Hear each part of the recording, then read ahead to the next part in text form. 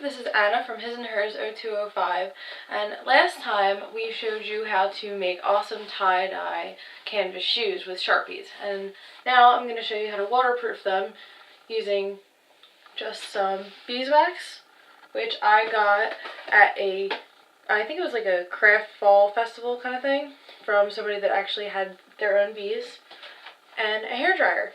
Turn your hairdryer all the way up on high heat, and you're just going to run it over your beeswax block for a couple minutes just to soften it up a little bit. If your beeswax is not as solid as this is pretty hard. You probably won't need to do this step, but this is just to ensure that it'll spread on the shoes nice and evenly.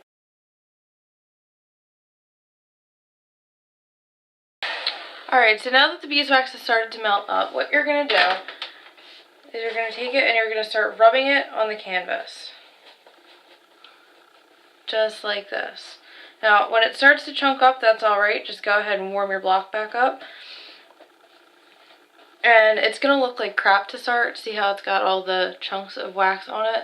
That's alright. You're just going to warm it back up and you're going to spread it into the canvas a little more. So just keep doing this until you've covered both shoes.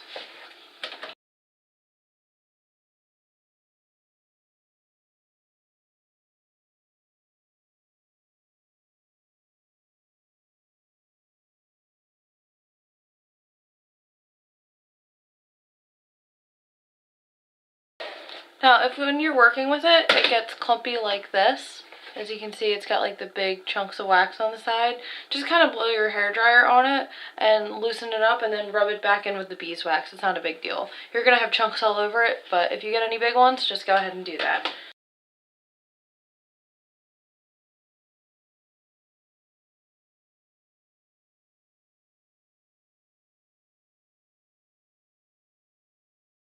Alright, now that you've got a shoe that looks somewhat like mine, got all the chunks of big wax on it, you're just going to go ahead and take your blow dryer and melt all the wax deep into your shoe until you can't see it anymore.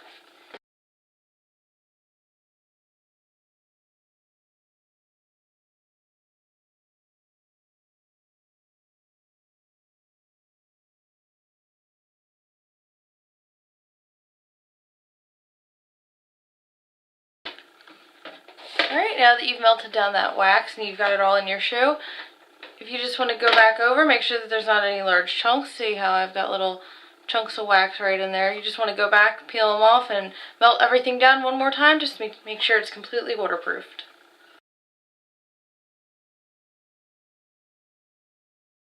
Alright, now when you're 100% sure that you've gotten all the excess wax off, you can go ahead and let them cool down for 5 to 10 minutes until the wax is completely set.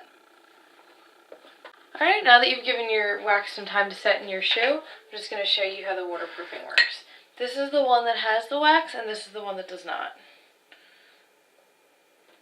Ooh. As you can see, it just pours off all over my floor on the waterproofed one. If you shake it off, it's coming right off. It's not even soaking in. This is the one that has not been waterproofed. Oh, and as you can see, it bounced off a little bit, but then it just soaked right in. Yeah, that's definitely soaking in way more than the beeswax one. I hope you guys now have some awesome Sharpie tie-dye shoes that are now waterproof. If you like this tutorial, let us know down in the comments below. If you have any ideas for future Pintertests, leave that down below. Also, like, subscribe to our channel, His and Hers 0205, and we hope to see you soon.